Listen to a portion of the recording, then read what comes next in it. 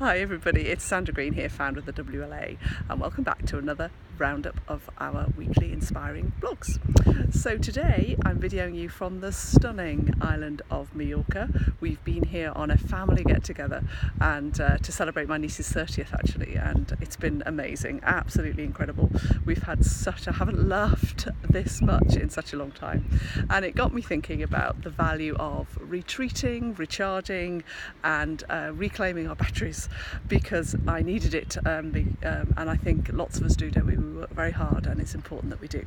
So I thought to myself, what could we do to provide people with some inspiration and some practical resources around recharging their batteries when they might not be able to zip over to Mallorca for a few days. So I've created a little 7-day challenge for you, which I hope you participate in, and I'd love to see and hear how you get on. So what it's based upon is a framework known as the 4 energies, which you may have heard me talk about once before. It comes from the work of an amazing guy, leadership guy called Steve Radcliffe, and he talks about the fact that leaders have 4 different energies. So we have one energy which is around our physical energy, of course, how do we keep ourselves energetic, physically energetic. We have an energy around our intellect, so our IQ. We have an energy around our emotional intelligence, or our EQ, and we have an energy around our spiritual intelligence, or our SQ. So this is your challenge for the week. I want you to think about these 4 energies in your own leadership and your own leadership journey, and I want you to think about how you can be topping up your energies by following a plan.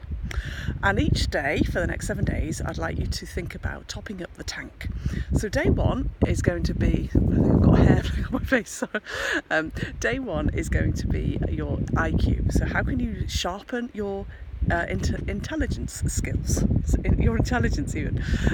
My suggestion, which is something I've started to do, is to be reading every day.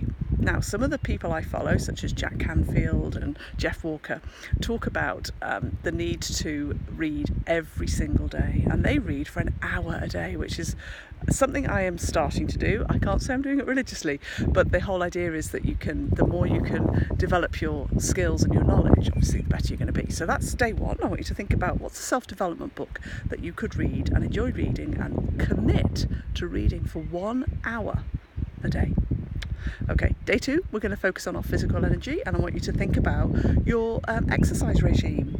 I've been doing some readings around some high performers and high achievers. You might have heard me talk about this in previous videos, and what the research has found is that high achievers do at least 3 hours a week of physical exercise. 3 hours, I thought, wow. So what's your physical exercise regime, and what can you commit to today? What's perhaps a new skill or a new sport that you could take up, or at least map yourself a plan of action and take a step forward. Okay, day 3, we're going to focus on our emotional energy, and this is the energy of people and the energy of influence and impact and of caring. And here I want you to think about how you can give something today. So what could you give to somebody else? What could you do that would be a lovely surprise for somebody that they would really welcome? And perhaps you could even do it anonymously. You'll notice if you do this, I did a chocolate giving day a few weeks ago where I gave everybody I met some chocolate. Some people thought I was a bit barking actually, but you know what? It was such an amazing feeling to give without expecting anything in return.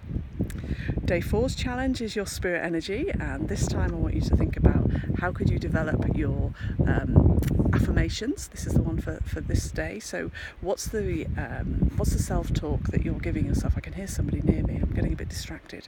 I'm not quite sure. I was some tourists. Never mind. What could you do to start to feed your mind with positivity? So I'd like you to start thinking about some positive affirmations, so some positive phrases that begin with the words I am. So I am beautiful, I'm clever, I am focused, I'm energized. Think of some words that you could tell yourself and spend a day just feeding your mind positive things. Okay, 3 more days. Back to IQ. So how about this time you think about a skill that you'd like to develop, so or a knowledge that you'd like to learn.